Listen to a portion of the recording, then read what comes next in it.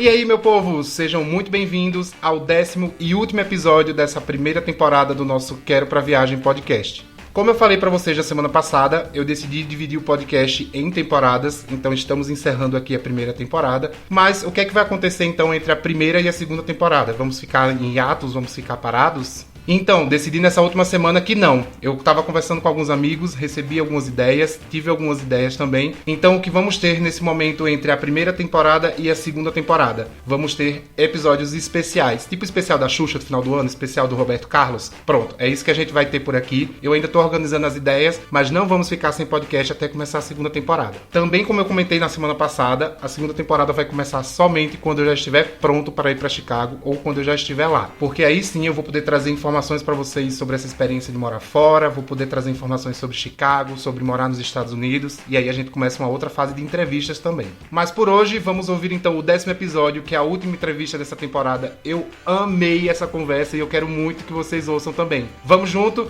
e já já a gente se encontra em outra temporada.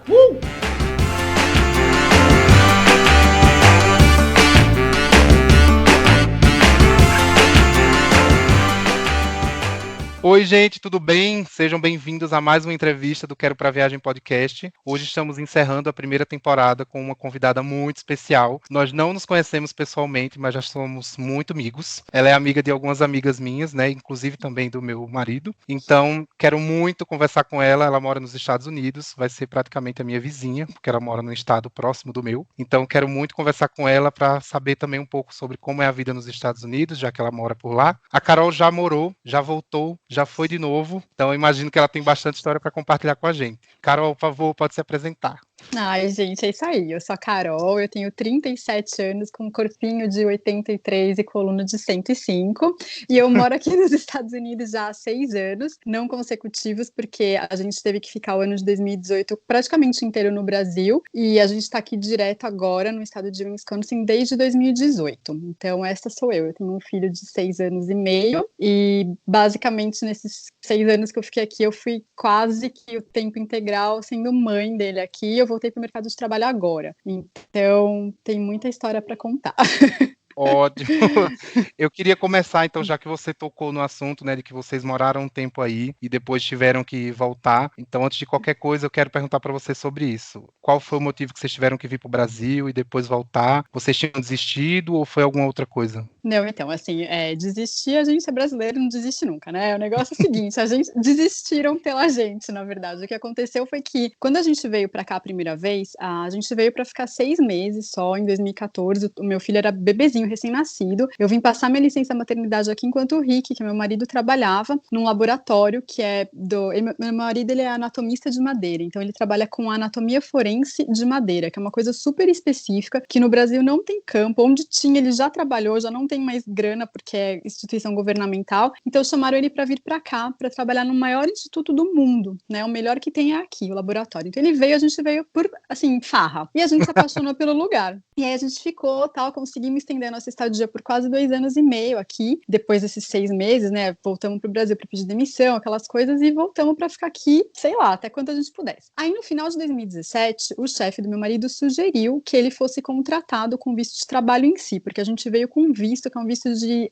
intercambista, que chama, é um visto que tem várias classificações, eu explico depois para vocês, mas ele ofereceu um visto de trabalho específico para o Rick, e a gente aceitou, lógico. E aí eu fui para o Brasil, porque era aniversário do Thomas, eu queria passar um tempo com a minha família, a gente foi, e aí no Thanksgiving de 2017, a gente recebeu a notícia que a imigração não tinha aceitado o pedido de visto do Rick. E caiu que nem uma bomba, né? E esse processo é todo feito aí ou feito aqui? Foi todo feito aqui, porque o Rick, ele trabalha para o laboratório dele, ele é um laboratório do USDA, que é um órgão governamental, e por causa disso eles não podem contratar o Rick. Então o chefe dele tem um acordo com a universidade aqui de Wisconsin, e ele ia contratar o Rick por essa universidade com esse visto de trabalho. Então foi todo feito por aqui pela universidade. E a imigração americana, que é a USCIS, que é o Centro de Imigração, negou o pedido porque eles entenderam que o salário salário que eles estavam propondo para o Rick era muito aquém do que uma pessoa com a qualificação dele deveria ter aceitado. Mas assim, isso quem tem que avaliar na real seria a gente, né? Porque a gente que vai viver com aquele salário. Mas por uma questão de proteção de mercado, proteção de trabalho americano, eles não autorizaram. E aí foi uma reviravolta, porque o Rick teve que voltar para o Brasil vazado daqui, porque ele já tinha expirado o tempo dele de ficar. E a gente foi para São Paulo, sem saber o que ia acontecer.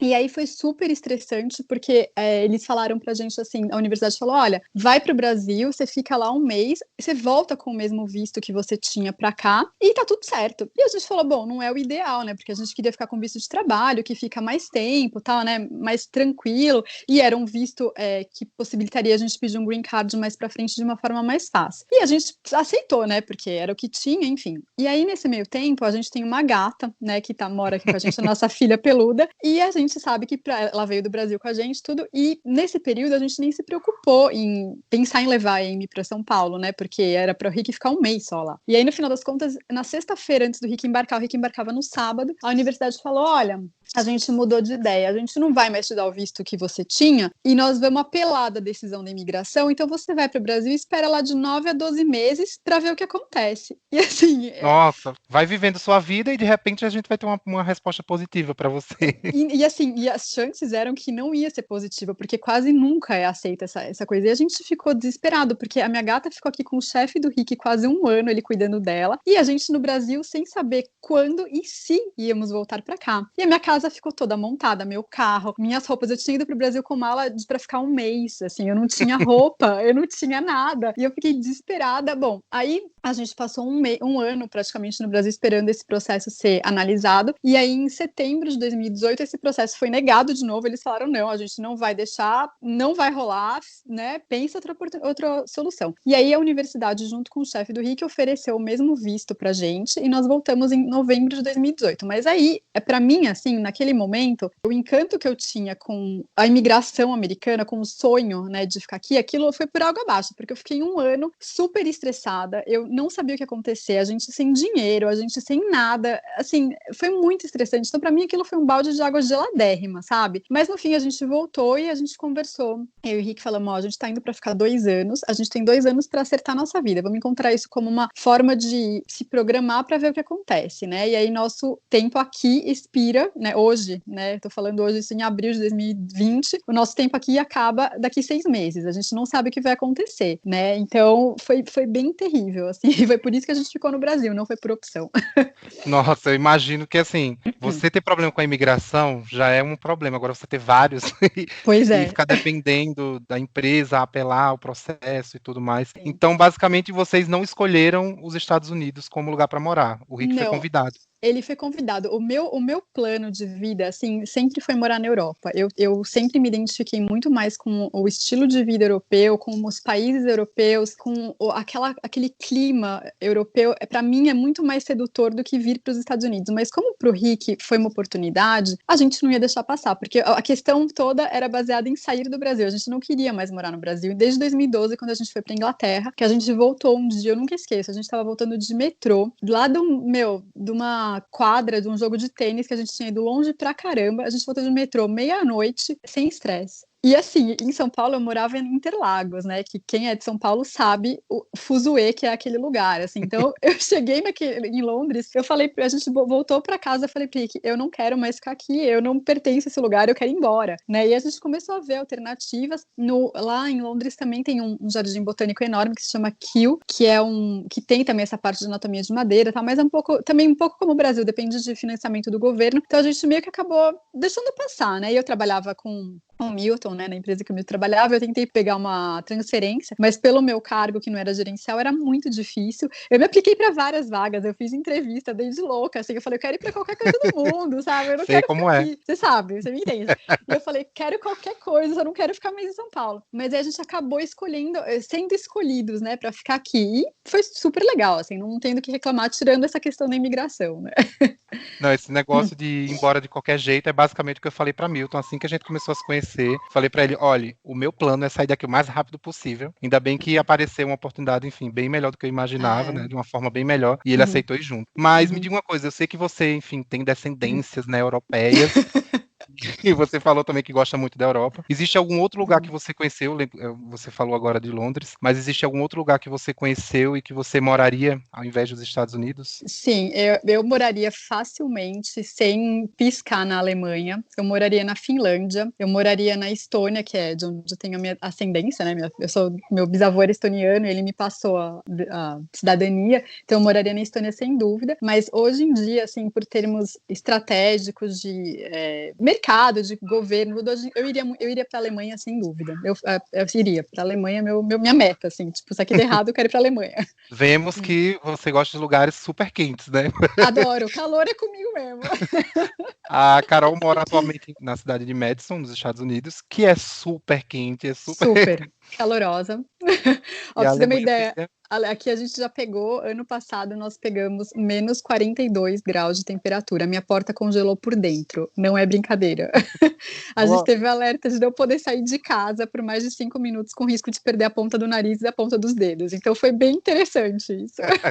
vou aproveitar o seu gancho para perguntar uma coisa que a gente até não tinha programado. Hum. Como é viver em menos 42 graus? Como que a pessoa sobrevive? Ah, você não sobrevive, né? Assim, não sobrevive.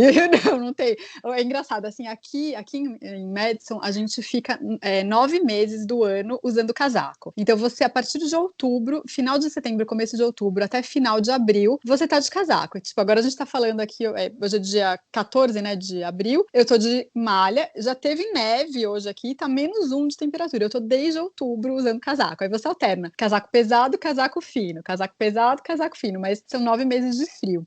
Eu gosto de frio, eu não gosto de frio intenso, assim, tipo, -30, -20, é meio ignorante demais, assim.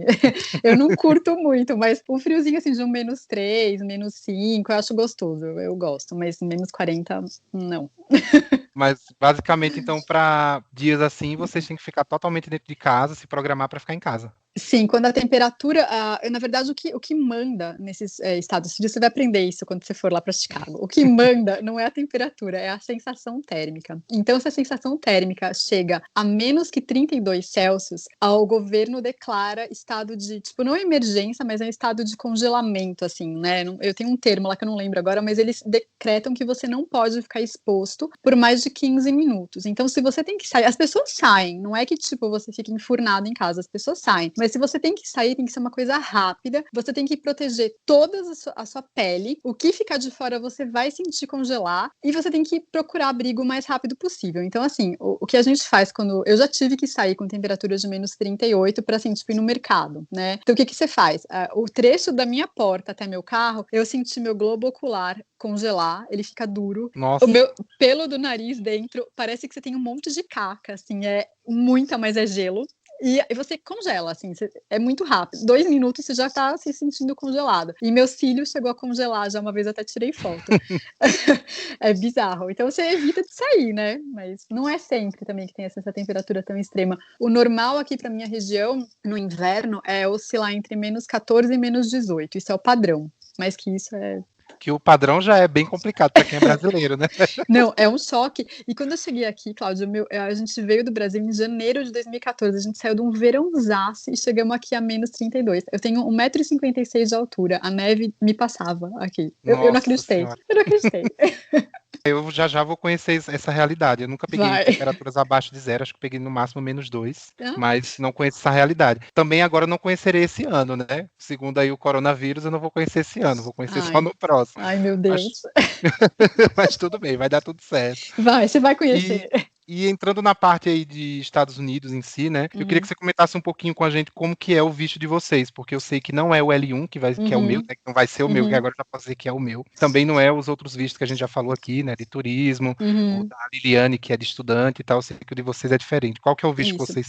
A gente está aqui com o visto J. O visto J, ele tem várias classificações, ele é um visto de intercâmbio cultural, então ele pode ser usado para quem está fazendo pós-doutorado, para pessoas que vêm para ser pesquisador, valores para pessoas que vêm fazer au pair. Quem vem fazer intercâmbio normal pode pegar um visto J1, né, que é o do Rick. Eu e o Thomas, a gente tem o visto J2, que é o de dependente, e é um visto bacana porque eu posso trabalhar com esse visto, eu tenho direito a trabalhar. O Thomas pode estudar normal, eu posso estudar se eu quiser, e o Rick também trabalha, recebe, ele só pode trabalhar para quem é o sponsor do visto dele, né, que no caso é a universidade. Então a gente sempre teve esse visto J. A primeira vez nós viemos com o visto J como visitantes do governo, porque o Rick estava vindo convidado pelo USDA, então era uma outra classificação. Se eu não me engano, esse visto J, ele tem mais de 15 subcategorias que você pode se enquadrar. A gente está como pesquisador, porque o Rick está como pesquisador de laboratório, né? Ele é como pesquisador especialista, o cargo dele na universidade. Então a gente veio com essa classificação. E ele é um visto bom, mas ele tem algumas particularidades. Por exemplo, ele é um visto que ele pressupõe que a pessoa que tem esse visto, ela tem que voltar para o seu país de origem no fim do programa. Então, a gente não pode dar entrada num visto H, num visto L, ou num visto, ou num green card, sem você ter cumprido 2 anos, que eu falo que é 2 anos de penitência no Brasil, né? Quando você acaba o visto. Você pode pedir um negócio que se chama waiver, que é uma liberação dessa regra, mas aí você tem que ter um motivo, que são 3. Ou você tem que ter uma oferta de emprego nos Estados Unidos, você tem que ter casado com um americano, ou a instituição na qual você trabalha precisa de você por mais tempo e você precisa ter o seu visto alterado. A gente não quis voltar para o Brasil por 2 anos, né? Porque o Rick tem trabalho e tal, então a gente pediu esse waiver e eles deram pra gente, né? A imigração concedeu o waiver, a gente pediu com base em oferta de emprego. Foi super bom e o processo não foi tão trabalhoso, a gente fez por conta própria, você só tem que mandar uns formulários, pagar taxa, porque aqui, assim, é formulário e taxa o tempo todo, né? Você já separa uma grana para isso, porque é só o que você paga. E aí a gente pediu isso, né? E eles concederam um waiver, então agora a gente pode trocar de visto, a gente pode se aplicar para um green card, a gente tem, entre aspas, uma liberdade maior para fazer isso sem ter que pagar penitência. E vocês estão pensando em aplicar para o Green Card? Eu não sei muito bem como funciona. Eu sei que para o visto L1 tem alguma coisa mais particular, que a gente pode solicitar o Green Card depois de 1 ano, alguma coisa assim. Mas como é o caso de vocês, se vocês quiserem solicitar o Green Card para residência permanente? A gente pensa em pedir o Green Card, ele é um processo meio trabalhoso, porque como o Rick trabalha para a universidade, ele trabalha para o USDA pela universidade, então ele não pode ter um patrocínio do empregador dele, porque o empregador é o governo, então é conflito de interesses. Então a gente teria que fazer uma petição por conta própria. Para fazer essa petição por conta própria, a gente tem que provar, são várias classificações de Green Card, né? A única que o Rick se enquadra é uma que se chama de interesse nacional. Então ele teria que provar que a profissão dele é escassa aqui nos Estados Unidos e que o lugar onde ele trabalha precisa dele por um período maior. Mas é um processo demorado, é um processo caro e a gente tem que preencher um monte de coisa, tem que ter vários pré-requisitos. Então, assim, a gente pensa em pedir porque a gente quer ficar aqui mais tempo, óbvio, mas a gente tem que ver a questão de grana, né? Porque no fim das contas o que bate mesmo é a grana, que não é barato. É muitos dólares de taxas para pagar, né? É muito caro. E o processo também você tem que fazer com advogado, né? E o advogado aqui é uma mafiazinha, assim, essa coisa de advogado de imigração. Então, se a sua empresa não te patrocina, você tem que pagar do seu bolso. Então, você pode ter certeza que no mínimo $5.000 só com advogado você vai pagar. Aí você pode somar mais $4.000 de green card, mais 200 de foto, mais 200 de não sei o que lá. Então, você faz uma conta aí, você tem que gastar muita grana para fazer isso. Então, agora, no momento, eu não sei se a gente vai conseguir fazer isso, não. Mas quando chegar a hora certa, vai dar certo. Exato. E uma coisa que eu queria muito saber de você, a gente falou com a Liliane, que mora em Orlando, mas o filho dela é adolescente já. Eu queria saber como é criar uma criança nos Estados Unidos, né? Porque assim, você está longe da sua família, você está longe da sua cultura, então você está criando o Thomas em um ambiente totalmente diferente do que ele normalmente iria crescer. Sim. Como que é criar um filho nos Estados Unidos? Conta pra gente. Eu acho maravilhoso, né? Eu não tenho o que reclamar, assim. Principalmente pela parte da família, que ninguém mete o bedelho, né? Não tô brincando. Tô brincando, mas é sério, né? Não, a gente...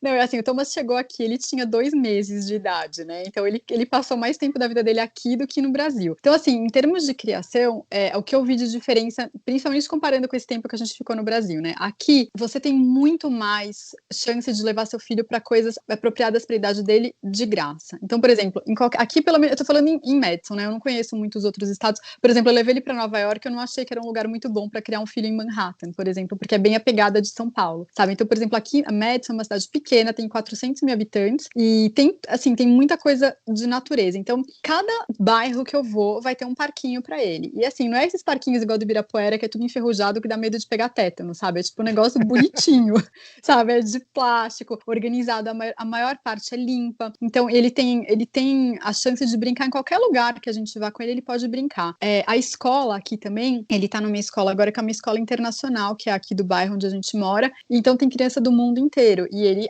ele tem contato com gente do mundo todo, ele tem amigos do mundo inteiro, assim, o melhor amigo dele é da Polônia, por exemplo, então é muito legal isso, sabe? E é uma troca, a gente não sente aqui onde a gente mora nenhum tipo de preconceito por ser imigrante, justamente porque é um bairro da universidade, então é o mundo inteiro num pedacinho, né? E o pega, assim, essa questão de estar longe da família, pra mim é muito difícil, porque a minha família, a gente sempre fazia as coisas juntas, a gente sempre, qualquer coisa é motivo de festa. Então, por exemplo, pra mim, eu tive essa experiência, eu cresci com a minha família, o Thomas cresceu vendo o vô pela tela do celular, né? Então é muito difícil, assim, pra mim, pra eu falar pra ele, você tem que ter ligação com seus avós, tipo, eu faço o máximo, eu ligo pra minha mãe todo dia, o Rick liga pra minha sogra todo dia, a gente se fala, a gente vê, a gente faz, ele fala, mas não é sempre que ele quer falar, né? Então a gente quer que ele tenha esse contato, mas às vezes ele fala, tô brincando, me deixa em paz, sabe? Tô fazendo outra coisa. Minha avó, sabe? E tipo, é chato, assim. O aniversário dele agora ano passado, a gente colocou os 2 celulares e o tablet, ligamos para todo mundo e cantamos um parabéns virtual, assim, sabe? Então, tipo,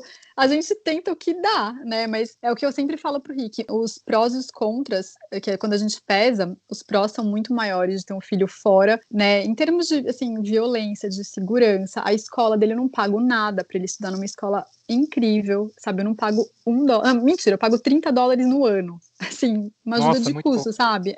Tipo, é uma escola que, se fosse comparar com o ensino que ele tem agora, se fosse para ser uma escola em São Paulo, eu ia gastar fácil mais de R$3.000, assim, entendeu? Fácil. É uma escola do governo, sabe? E ele aprende inglês nativo, né? Então, assim, tem muita coisa que eu acho que é muito, principalmente em termos de qualidade de vida. Saber que meu filho pode andar de bicicleta aqui, que eu não vou ficar desesperada, ou dele ser atropelado, ou dele ser roubado, ou dele cair, sei lá, sabe? Eu sei que ele tem uma estrutura para crescer saudável. Então, isso para mim é o que mais pega, assim, sabe? E hoje em dia ele já fala inglês tranquilo, na escola, com vocês. Ele me corrige já, é ridículo. Não, ele fala super bem. Em casa a gente tem a minha regra aqui em casa é só falar em português, porque se a gente não fala, ele não tem o estímulo, ele esquece. Mas quando ele vai pra escola, né, sem ser essas condições anormais de corona, ele volta da escola falando, mãe, did you see my ônibus parking on the rua? Tipo, sabe? É super gozado, assim. E a gente fala, explica isso em português, né? Aí você vê, né, a cabeça processando, assim, pra falar o idioma, mas ele fala super de boa, ele me corrige. Outro dia ele tava brigando com a gente porque a gente tava falando a diferença entre o número 3 e árvore, que pra gente é igual, é tree, né? Não tem diferença. E ele falava, não, é three, a outra é tree. A gente falava, mas é igual, tipo, sabe? Ele já é nativo, né? Ele já sabe totalmente as diferenças. Nossa, é ridículo, mas é muito legal, assim, é bem bonitinho, é bem bom. E já temos uma criança de 6 anos que já é bilíngue, né? Pois a gente aqui ralando pra ser bilíngue. Cara, olha, é fogo. E é engraçado porque ele tá agora sendo alfabetizado, e aí a gente lê toda noite, a gente lê uma revistinha da Turma da Mônica com ele, né? E aí eu falo pra ele, lê essa frase aqui. Então, por exemplo, ele foi ler outro dia, a frase era, ai, que linda. Aí ele leu assim, ai, que linda. Porque ele é o som do inglês, sabe? Eu falei, ai, gente, não dá, é muito fofo. Vai falar português com um sotaque de americano, praticamente. Total. Né? Não, você vai ver, quando você encontrar com ele, você vai ver, é muito sotaque. A minha família inteira brinca com isso, porque ele é muito sotaque de gringo. Gente, adoro. Meus amigos que moram em New Jersey também criam um filho com 5 anos, né? E quando eu visitei eles em 2018, foi a mesma coisa. Ele falava umas coisas em inglês, outras em português. Assim, pra quem sabe, você entende o que ele tá falando, mas pra quem não sabe, a pessoa vai ficar viajando total. Não, é super engraçado. Pra eles faz super sentido. Não, faz super, ele se acostuma, sabe? E uma coisa que eu reparo no Thomas é que ele não brinca em português, porque eu acho que ele só brinca com os amigos na escola, então ele não sabe brincar em português. Então quando ele pega os bonequinhos dele, ele só faz voz em inglês. E é muito curioso você ver, porque tipo, ele se sente confortável e falar pra ele é normal, assim, ele não faz a distinção que a gente faz, que a gente tem que virar a chave, né, pra falar. Sim. Pra ele, é normal, assim, flui. Vira pra uma, vira pra outra e vai segue nossa, de boa, segue a vida. E com relação a morar nos Estados Unidos, queria que você comentasse com a gente o que você mais gosta, né, de morar nos Estados Unidos, principalmente em Madison, onde você mora, e se tem alguma coisa que você não gosta, se tem alguma coisa que você não curtiu aí nesses 6 anos. Uhum. O que eu gosto mesmo de morar aqui é essa questão de qualidade de vida, que para mim faz toda a diferença. Você poder chegar do trabalho à noite e andar a pé, em lugares seguros, né? Porque você também, teoricamente, você pode andar também em São Paulo. Eu sou de São Paulo, né? Então eu nunca fazia isso com o Rick, porque eu tinha que sair de casa super cedo para chegar no trabalho e voltava super tarde por causa de trânsito e tal. Aqui eu saio do meu trabalho 4 horas, 4h15 eu tô em casa, assim, quando eu pego o trânsito, então é muito bom. E aí dá tempo de eu ir na academia, dá tempo no verão da gente andar, a gente mora perto de um lago, porque a cidade de Madison, ela fica situada entre 2 lagos, né, que são lagos muito bonitos, que tem praia, então a gente pode andar uma volta na beira do lago 4 horas da tarde numa quarta-feira, assim, sabe? Então para mim isso faz toda a diferença. Também a questão da segurança, porque eu não sinto mais o pânico, a neurose que eu senti em morar em São Paulo, porque eu morria de medo de levar um tiro, de ser roubada, né? Isso para mim faz completamente a diferença. É a questão das coisas serem acessíveis. Então, por exemplo, é aquela coisa do consumismo, né? Você tá em casa e você fala, putz, meu celular quebrou. Tipo, você pode ir na loja ali, você compra um iPhone e você paga, tipo, em 20 parcelas de $20 e você tá com um iPhone novo, sabe? Coisa que no Brasil você não vai fazer, né? E, tipo, você vai poder usar seu iPhone sem medo. É uma coisa idiota Tem de isso também. consumo, sabe? É uma coisa imbecil, assim, de consumo, mas essa facilidade de você poder ter as coisas aqui é muito prático. Tipo, você tá, às vezes, à noite, a gente tá deitado e fala, puta, eu queria comprar sei lá, uma jaqueta, porque tava vindo frio. Você entra no site da Amazon, você escolhe, em 2 dias tá na sua porta. Meu, assim, sabe? É muito bizarro. E, né, isso pra mim é uma coisa que também que eu acho muito legal. Em termos de, também, comida, uma coisa idiota, que parece que é mentira, mas aqui eu me alimento melhor do que eu me alimentava em São Paulo, porque a comida orgânica, Olha, por exemplo, é muito mais barato. Você vai comprar alface orgânica, tipo, você paga $1 o pé, a normal é 60 centavos, sabe, assim? Então, tipo, eu me alimento bem, a gente compra comida fresca, tem coisas muito boas, assim, de alimentação. E assim, sei lá, essa coisa de ser acessível, você poder pegar o carro outro dia, antes desse corona louco, aí a gente pegou o carro de manhã no domingo, fomos pro estado vizinho de Iowa, aqui pra ir num museu do Rio Mississippi. Putz, a gente nunca faz isso em São Paulo, porque você tem que pagar pedágio, aí você fica com medo de trânsito, aí você pensa, eu tenho que voltar antes de ficar de noite, porque eu não quero pegar, sei lá, Castelo Branco com trânsito, porque tem a chegada até aquele lugar ali perto da Marginal que tem perigo, sabe assim? Você não sim. pensa nisso, sabe? Você vive, entendeu? Pra mim essa é uma diferença. O que eu não gosto daqui, que realmente isso é uma coisa que eu falo pro Rick, que eu quero trabalhar aqui até eu ser saudável, e quando eu ficar velhinha pra me aposentar eu quero ir pra Europa, que é a questão da saúde e da educação superior. Isso eu acho o cúmulo, um país como os Estados Unidos não ter saúde grátis. Não existe. Se você não tem plano de saúde, ou você tem que pagar a sua vida pro hospital, ou você morre à míngua, assim, né, com uma dívida. Eu já vi casos de idosos que se suicidaram para não ter que pagar a conta de hospital, assim. Eu acho isso um absurdo, sabe? Eu acho um absurdo. Uma coisa que pesa muito para os Estados Unidos é esse lance de que as pessoas ficam muito endividadas com o ensino superior ou com Muito. saúde. Muito, muito. E a questão da faculdade também, que para mim é um absurdo. Por exemplo, a universidade aqui de Wisconsin, se você quer fazer faculdade de engenharia aqui, por exemplo, assim, é uma anuidade de, sei lá, 100, $200 mil. Tipo, quem vai pagar isso, sabe? Não existe, entendeu? Quem Não tá com dá. $10.000 sobrando Meu, por pois mês. é. Não, mas pois é, assim. Não, por mês você vai fazer uma faculdade de, sei lá, 4, 5 anos, entendeu? Isso pra mim eu acho a pior coisa, é uma coisa que eu não concordo, eu acho um horror, assim, sabe? Eu acho isso o cúmulo. Eu falo isso pro Rick sempre. Aqui é bom quando você é saudável e você trabalha. Um exemplo idiota foi que ele teve, logo quando a gente chegou aqui, ele teve crise de cólica renal. Meu, ele tava morrendo, a gente teve que ir pro pronto-socorro, porque aqui a gente só vai e você tá morrendo mesmo, né? Sim. Depois de um mês, chegou a conta, $4.000. Eu falei, velho, Nossa, vou gente. tirar de onde isso aqui, sabe? Assim, não dá, entendeu? A gente teve que ir no hospital fazer uma negociação, porque não dava pra pagar. Impossível. Então, isso é uma coisa que eu acho muito ruim daqui, que eu acho que é uma coisa que, por ser um país que a gente pensa que é o melhor, né? O país do primeiro mundo, essas coisas americano, isso eu acho que é o que pesa pra mim, é essa questão. Eu morro de medo do Thomas não conseguir fazer faculdade, porque a gente não vai ter dinheiro pra pagar, ou da gente ficar doente, por exemplo, eu penso muito em não ter outro filho aqui, porque, falando a real, eu não ia ter dinheiro pra pagar um parto, entendeu? Tipo, eu vou tirar $6.000 junto. Isso porque a gente tem seguro saúde. né? E o Sim. seguro cobre. Eu ainda teria que pagar um residual de, tipo, 5, 6 mil dólares. Não dá, Nossa, gente, é entendeu? muito dinheiro. É insano, é insano. Então, isso para mim também eu acho que reflete muito na sociedade, que a sociedade aqui é muito desigual, assim, que eu vejo. Se você, aqui eu sempre comento isso com o Rick, se você nasce pobre aqui, a chance de você ser bem-sucedido é muito menor que no Brasil, por exemplo. Apesar de que no Brasil tem muita desigualdade e tal, mas no Brasil você ainda tem a chance, por exemplo, você pode fazer um ProUni, você tem financiamento, FIES, você consegue crescer, você tem uma faculdade que pode te ajudar. Aqui, se você não rala muito, ou se você não tem um pai muito rico, a chance de você ser um cara, tipo, muito pobre e conseguir crescer na vida é muito difícil, sabe? Eu acho que isso é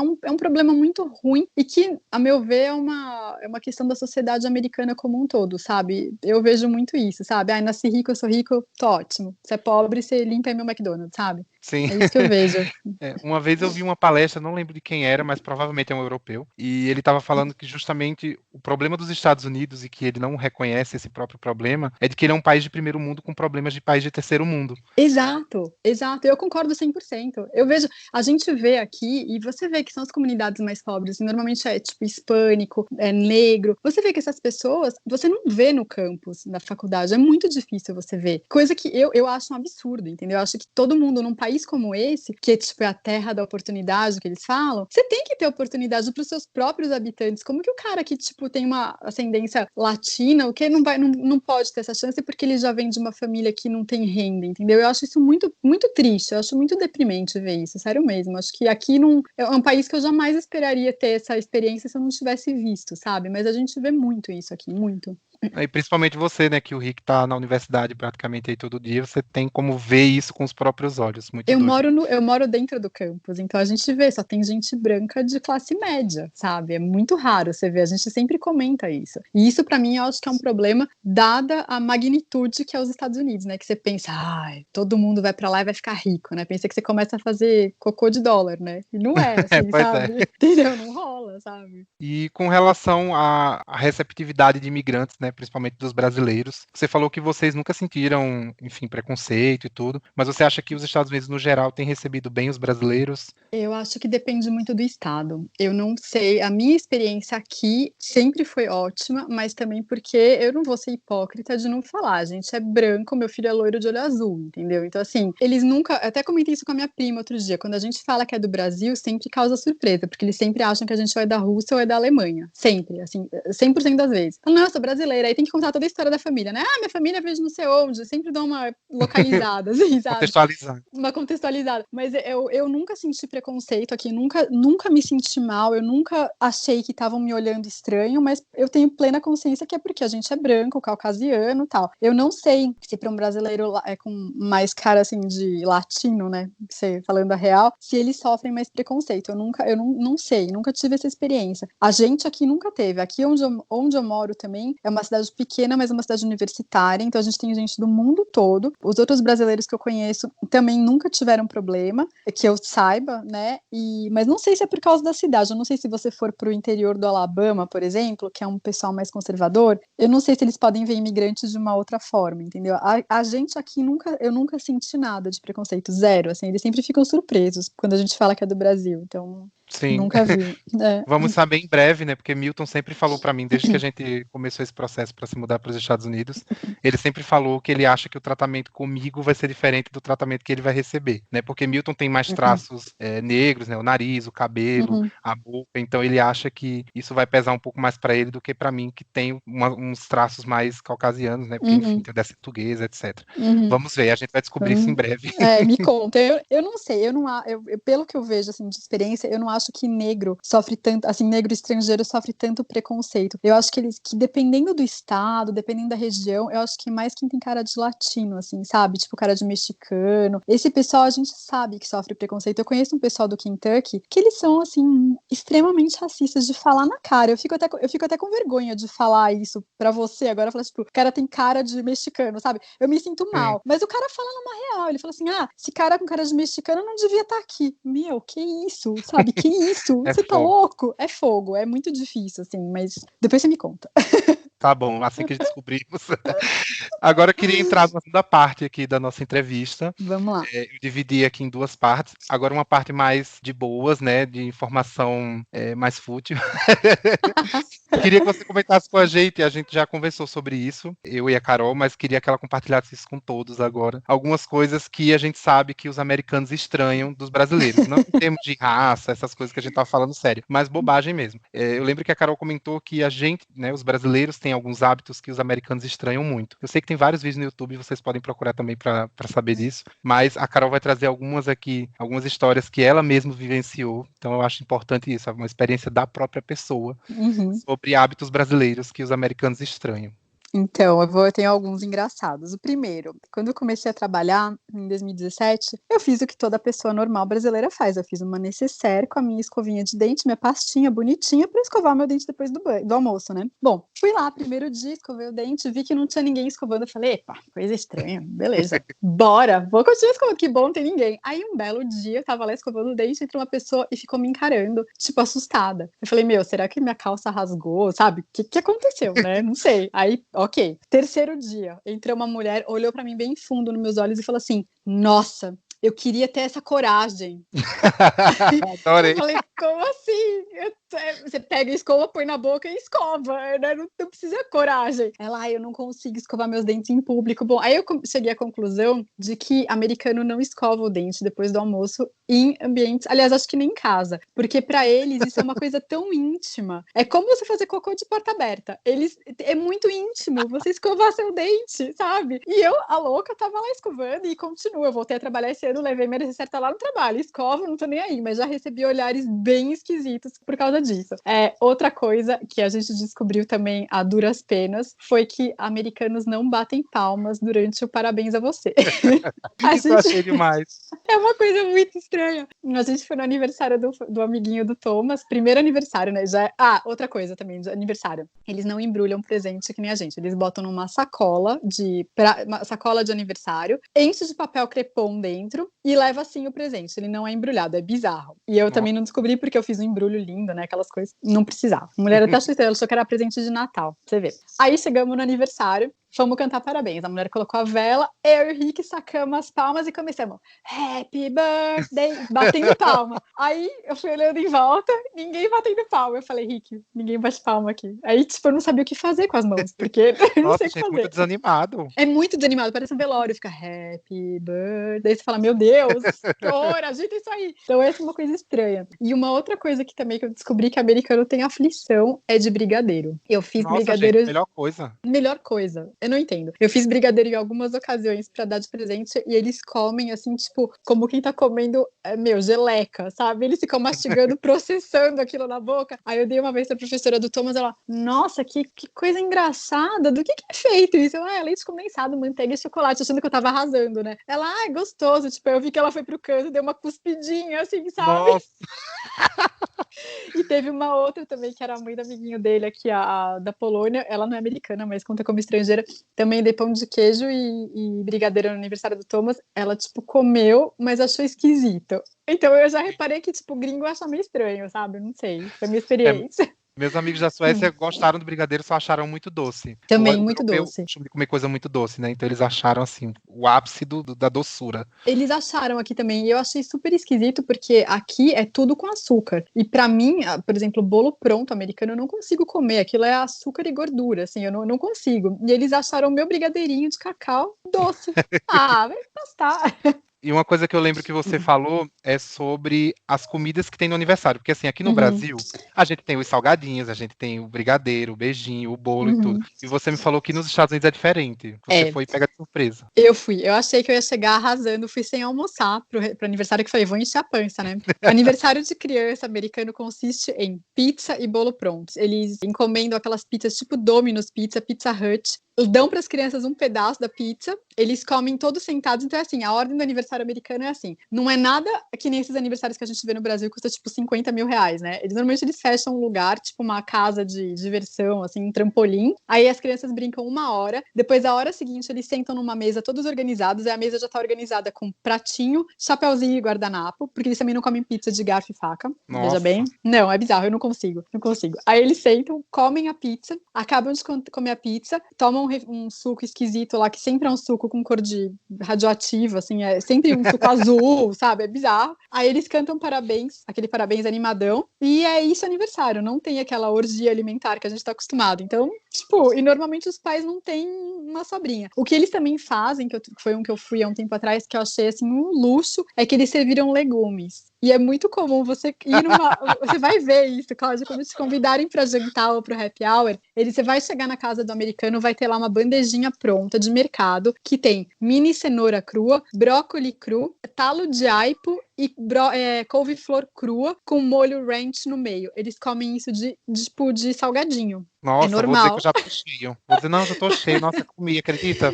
É bizarro, é bizarro. A gente sempre briga que fala, vamos lá comer um brócoli cru, porque é isso, brócoli cru, é o must deles. Aí tomatinho cereja também, é isso que eles dão para as Nossa, crianças de festa. é tipo a coxinha e a empada, né? Exato, a coxinha empada, meu. A versão triste, né, da coxinha empada. Nossa senhora. É horrível. Uma coisa que eu também queria saber com você é sobre a questão do trabalho nos Estados Unidos, né? Você já Uhum. trabalhou em alguns lugares. Como que é a relação de trabalho? Porque assim, eu sei que aqui no Brasil a gente tem uma relação de trabalho muito pessoal, a gente leva muitas coisas Uhum. pro pessoal, né? E eu sei que Sim, os americanos são muito mais diretos, são muito mais práticos. sim, sim. Então, você vê que existe realmente essa diferença, você sendo brasileira trabalhando com americanos? Sim, 100%. É completamente diferente. Eu trabalho como assistente agora de uma diretora de um laboratório de diagnóstico de câncer, e ela assim, eu sou assistente direta dela. Então, no Brasil, normalmente, quando eu era assistente, é aquela profissão meio babado executivo, sabe? Então, você tem que ficar indo atrás, você tem que perguntar, aí dá o seu horário de ir embora, você se sente mal de ter que ir embora, porque são 5 horas e o cara ainda tá lá sentado. Então, você sempre tem aquela relação mais codependente. Aqui, não existe isso, assim, é uma coisa... Eu estranhei pra caramba no começo, porque eu tinha essa visão de que eu tava lá pra servir, né, a pessoa. E não é nada disso, tipo, eles te tratam como igual, assim, sabe? Então isso eu achei muito bom, porque é uma relação bem direta. Não tem essa de coisa, eu vou ver o que eu faço. Não, é ou você faz ou você não faz, e tudo bem se você não fizer. Você pode falar, Sim. não, eu não posso fazer isso agora, ninguém vai te olhar feio. É muito bom isso, porque a pessoa te fala o que você quer, você faz, você manda, é tudo muito dinâmico. E por causa disso, as pessoas vão embora na hora. Então, ninguém acha estranho, por exemplo, que eu trabalho das 7h30 da manhã às 4 da tarde. Porque eu poderia trabalhar das 7 às 4, mas eu escolhi trabalhar das 7h30 às 4 e ter meia hora de almoço. Então, eu almoço também na minha mesa. Não é que nem essa coisa brasileira que a gente sai, come. Ninguém come, porque para eles almoçar não é essa relação de amor com a comida que a gente tem, é só encher a pança para seguir o dia. Eles comem sempre Sim. saladinha, sabe, uma coisinha assim, e tá ok. Eu levo minha marmitinha lá porque eu não aguento, né? Mas eu como na mesa e aí dá 4 horas, eu não preciso fazer nada. Eu desligo meu computador, eu venho para casa e ok, ninguém vai achar ruim. E eu posso ter liberdade de falar para minha chefe, olha, eu vou sair hoje 4 horas porque meu filho tem aula de karatê, sei lá, eu quero estar lá na aula. Ah, tudo bem, que legal, vai ser ótimo. Ok. Sabe, Sim, ninguém acha, ninguém ótimo. olha feio. Então isso pra mim é uma coisa muito boa, assim, é uma experiência super bacana e eu gosto bastante disso. Maravilha. E para a gente finalizar aqui a nossa conversa de hoje, queria muito que você comentasse com a gente por que você acha que os Estados Unidos ainda é tão procurado. Eu sei que a gente falou aqui sobre a questão dos Estados Unidos ser o país das oportunidades, é o sonho americano e tudo, mas a gente sabe também que existem outros milhares de lugares que são incríveis, onde as pessoas podem Uhum, morar também, mas os uhum, Estados Unidos ainda continua tendo uma grande procura, principalmente dos brasileiros. O que uhum. você acha que é tão atraente nos Estados Unidos, além das oportunidades? Eu posso falar palavrão? Pessoal, atenção, palavrão. Atenção para o pi. É porque os Estados Unidos é um país foda, entendeu? Aqui tem todos esses problemas, mas é um país incrível. Em qualquer lugar que você for aqui, você vai ter estrutura. Você pode ir para o interior de Idaho, você vai ter escola, você vai ter hospital, você vai ter shopping, você vai ter restaurante. Então, isso é uma coisa que para mim é muito atraente. E a questão do idioma. Todo mundo sabe um pouco de inglês. Todo mundo sabe se virar. Se não sabe, é fácil de aprender. Ao contrário da Europa, que cada paizinho pequenininho, fala um idioma diferente. E uma coisa que eu acho também que é muito assim, é essa grandeza dos Estados Unidos. Os Estados Unidos é um país imponente. Pra mim, pelo menos, eu olho aqui e eu falo, cara, esse país é muito bom, entendeu? É tudo organizado, é tudo limpo. As pessoas são felizes, sabe? Por mais que seja uma visão um pouco inocente, assim, minha, mas é o que eu sinto. Quando a gente mudou pra cá, eu tinha a impressão de estar vivendo num filme, porque é tudo organizado, você anda na rua, as pessoas te dão bom dia, você passa, tem florzinha, tem coelhinho pulando, tem esquilinho. Pô, não tem uma ratazana correndo, sabe? Assim, tipo, é bonito, sabe? Então eu acho que isso é muito atraente. E também, eu acho que essa atração também vem por causa da nossa cultura como brasileiro. A gente cresce vendo filme americano, a gente cresce vendo seriado. Pra gente não é estranho a gente se imaginar sentando num café do Friends, por exemplo. E aqui Sim. isso é possível, entendeu? Qualquer café que você vai ter aquela atmosfera, vai ter um sofazinho, vai ter um cafezinho. Então, eu acho que a gente já cresce tendo essa visão de que os Estados Unidos é um país muito bom, é um país muito, assim, almejado, é um sonho, né? O sonho americano. Pra mim, sempre foi morar fora, eu acabei caindo aqui e ainda é um sonho continuar aqui. Eu gosto muito do país. Com todos esses perrengues que a gente passa, eu acho que é um país incrível, o que proporcionou pra gente esses anos todos, assim, não sei como teria sido se fosse em outro país, entendeu? Então eu acho que muito essa magnitude americana mesmo que impressiona e faz todo mundo querer vir pra cá. É a minha impressão, eu não sei, assim, eu falo por mim, sabe? Vendo de quando eu tava em São Paulo, eu lembro quanto eu sonhava em querer sair logo de São Paulo e voltar pra cá, porque eu sentia falta de tudo que eu tinha aqui, sabe? Então, você ter essa experiência de, tipo, poder sair na rua, poder fazer qualquer coisa besta, assim, sem ter que gastar muito dinheiro, sabe? Ter se sentir seguro, sabe? Aqui eu me sinto muito segura, eu me sinto muito acolhida. Então eu acho que isso é uma coisa que atrai muito as pessoas, é esse sonho de viver como num filme, não sei.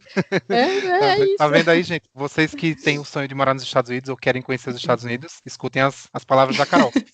Eu lembro que quando eu fui para Nova York em 2018 a trabalho, eu andei na cidade e é uma coisa bizarra, porque você se sente familiarizado com Exato, aquele cenário, realmente. Você exato. olha para os lugares, você fica pensando, meu Deus, já vi isso. Nossa, já vi isso em algum É. lugar. Caramba, olha aquele caminhão dos bombeiros, que demais. Uhum, Caramba, eu tô vendo isso uhum. ao vivo. Os Exato, Estados Unidos realmente conseguem entrar muito na cabeça da gente sem a gente perceber, e às vezes a gente percebendo também. Mas exatamente.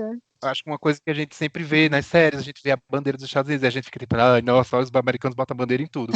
Mas eles também têm outras formas muito sutis de entrar na nossa cabeça e a gente, quando chega nos Estados Unidos e consegue visualizar isso com os próprios olhos, a gente consegue entender que aquilo estava na nossa cabeça. Exato, e é impactante, assim, sabe, essa questão da bandeira que você falou é engraçado, porque até hoje, quando eu passo aqui e eu vejo uma bandeira hasteada no meio da rodovia, dentro de uma concessionária de carro, que é o que tem aqui perto de metro, uma bandeira gigantesca, você olha aquilo, você fala, caraca, meu, que país incrível, e é uma coisa idiota, é uma bandeira, coisa que eu não sinto no Brasil. No Brasil eu passava, não porque eu não gosto, assim, do Brasil, lógico que minha família tá lá, entendeu, foi um país que acolheu os meus parentes que eram imigrantes, acolheu, deu condições para eles crescerem, eu sou grata, mas não é a mesma coisa. Você vê aquela bandeira do Brasil e fala, puta, mano, paga pau, cara, que é isso, sabe? Aqui você olha, eu nem sou americana, mas eu passo e falo, nossa, que lindo, né? Que bandeira, sabe? É uma coisa, é muito engraçada, não sei É uma coisa explicar. que fica dentro da cabeça da gente. E a gente não tem realmente Fica. esse sentimento aqui no Brasil com a bandeira. Algumas pessoas tentaram reavivar isso nos últimos tempos, não tá dando certo. Eu vi. Mas não vamos entrar nesse tópico, né? Enfim, vamos finalizar por aqui. Carol, muito obrigado pelo Ai, papo. Queria adorei, foi muito muito. legal. A Carol foi uma das minhas primeiras convidadas, mas eu queria deixar ela para fechar esse primeiro ciclo com chave de ouro. Então, obrigado pelo seu tempo, pelas informações, pelas curiosidades. E Imagina. espero que a gente se encontre em breve, né? Espero, eu tô muito ansiosa para você chegar logo. Não vejo a hora de te ver por essas terras, pra gente tomar uma coisa na beira do Lago Michigan, lá em Chicago, no calorzão, assim, no verão. Vou torcer muito para você vir logo, porque é muito legal, muito lindo e você vai ser muito feliz aqui. Aqui é muito bom. Eu gosto muito desse país. Ótimo, espero que a gente seja em breve, então, e obrigado. Obrigada pelo convite, eu adorei minha primeira entrevista, tô muito emocionada. É isso, gente. Nos vemos na próxima temporada. Obrigado! Beijo, Cláudio.